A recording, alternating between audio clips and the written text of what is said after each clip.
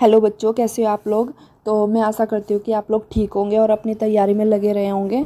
ठीक है, आप परेशान मत हो यार, अपनी तैयारी करते रहिए। ठीक है, और केमिस्ट्री की जगह आप बायोलॉजी तैयार कर सकते हैं अभी।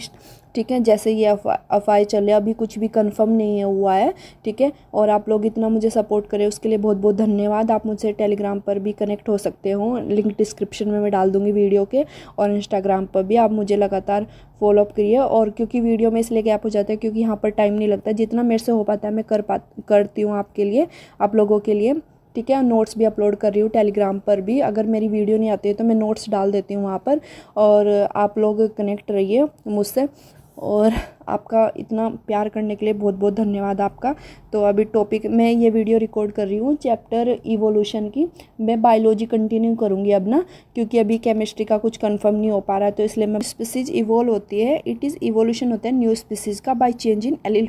जब एलील फ्रीक्वेंसी में चेंज होता है या जीन फ्रीक्वेंसी में चेंज होता है ना, तो उसको जीन पूल के अंदर तो उसे स्पेसिएशन कहते हैं। जब न्यू स्पीसीज कैसे इवोल्व होती है, स्पेसिएशन होता है हाउ न्यू स्पीसीज इवोल्व कैसे हो रही है, न्यू स्पीसीज इवोल्व कैसे हो रही है। डेफिनेशन देखनी है आपको ना कि न्यू स्पीसीज कैसे इवोल्व हो रही है। जब चेंज होता है एलील फ्रीक्वेंसी, जीन फ्रीक्वेंसी उसके अंदर जीन पूल में, तो उसको क्या बोलते हैं, न्यू स्पीसीज, वो स्पेसिएशन।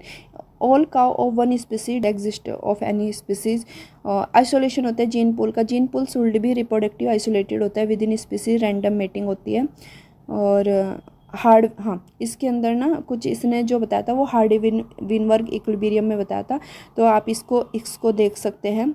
जनरेशन में कैपिटल ए स्मॉल ए और फिर एलील फ्रीक्वेंसी जो होते हैं वो कांस्टेंट होते हैं एंड इक्वल होते हैं 1 के ओवर जनरेशन में। जो एलील फ्रीक्वेंसी होते हैं वो कांस्टेंट होते हैं, इक्वल होते हैं 1 के। Hardy Weinberg equilibrium. और अबाउट जेनेटिक, जो एक एलील है, बी भी एलील है, कैपिटल ए प्लस स्मॉल है, ये जो सेम लोकाई पर प्रेजेंट है। ठीक है, 1 है, इक्वल 1 है। तो मतलब कैपिटल ए प्लस स्मॉल ए का जो एडिशन है ना वो इक्वल होना चाहिए, 1 के बराबर आना चाहिए। मतलब इनका कहने का मतलब ये है कि 0.5, 0.6, 0.7, 0.3 या फिर 0.6, 0.4 ऐसे हो सकता है। इक्वल होना चाहिए 1 के। ठीक है, कैपिटल ए प्लस स्मॉल ए 1 के इक्वल होना चाहिए। नो इवोल्यूशन अकर 1 के इक्वल, सेम इवोल्यूशन अकर। कोई यहाँ पर क्या होता है, अगर इक्विलिब्रियम डिस्टर्ब है, नो कोई, अगर इक्विलिब्रियम डिस्टर्ब होगा तो कोई इवोल्यूशन नहीं होने का यहाँ पर। To maintain equilibrium we require, क्या क्या रिक्वायर होते हैं मेंटेन इक्विलिब्रियम करने के लिए हमें।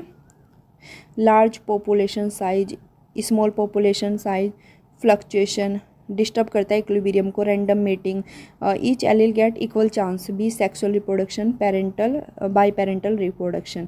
ठीक है, इक्विलिब्रियम डिस्टर्ब करने के लिए। हाँ, तो यहाँ पर ना एक फॉर्मूला दिया है, P square plus 2pq Q square equal to 1।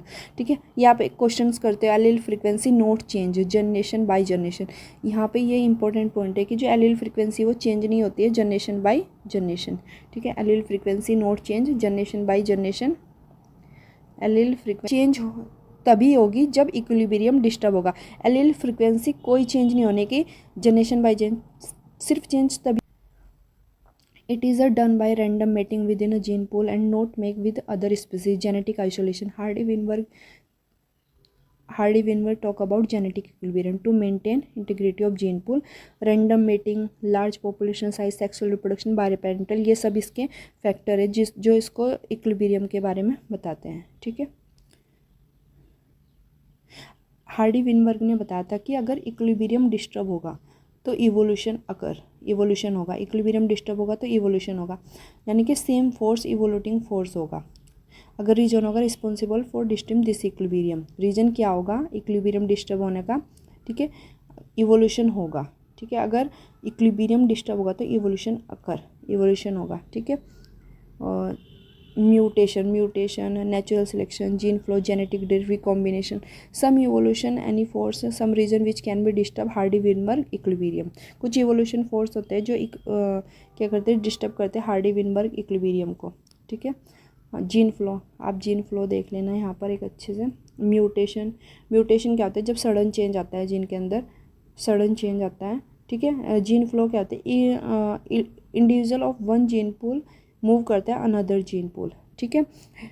अगर 2 आइसोलेटेड पॉपुलेशन में जीन फ्लो रहेगा तो वो डिफरेंस पॉपुलेशन में कभी भी इवॉल्व नहीं होगा, ठीक है। अगर 2 आइसोलेटेड सेम आइसोलेटेड पॉपुलेशन है, अगर उनमें जीन फ्लो होगा ना तो वो डिफरेंस पॉपुलेशन में कभी डिफरेंट पॉपुलेशन में नहीं होगा, आइसोलेटेड पॉपुलेशन में होगा, ठीक है। हाँ, जेनेटिक ड्रिफ्ट का लास्ट ईयर एक क्वेश्चन आया था। Genetic drift small genetic drift जो होते हैं स्मॉल फ्लक्चुएशन होते हैं, not much effect way frequency which is directional less और मे बी नॉन डायरेक्शन। जो जेनेटिक ड्रिफ्ट होता है ना, जेनेटिक ड्रिफ्ट, इसमें स्मॉल फ्लक्चुएशन होता है, not much effect, frequency which is directional less और may be non adapted, change होता है एलील फ्रिक्वेंसी में, ठीक है। हाँ, इसमें 2 दे रखे थे, आप कर भी सकते हो, वैसे आप इतना ही करो, आपके लिए बहुत है, ठीक है।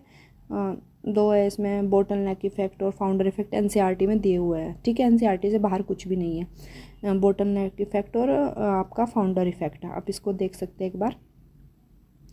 बोटल नेक effect, original population seasonal fluctuation होगा तो फेवरेबल कंडीशन में एलील फ्रिक्वेंसी चेंज हो जाएगी, और फाउंडर में क्या होगा, न्यू प्लेस पर चेंज चला जाएगा, ठीक है। Some member move out from the origin, कुछ मेंबर मूव आउट हो जाएंगे ओरिजिनल प्लेस से, इसमें न्यू आ जाएंगे। They found new population founder effect. Genetic drift is due to, हाँ, जेनेटिक ड्रिफ्ट जो होता है फाउंडर इफेक्ट की वजह से होता है, क्योंकि स्मॉल पॉपुलेशन में चेंज होता है। इसमें किस में चेंज होता है, स्मॉल पॉपुलेशन में, ठीक है।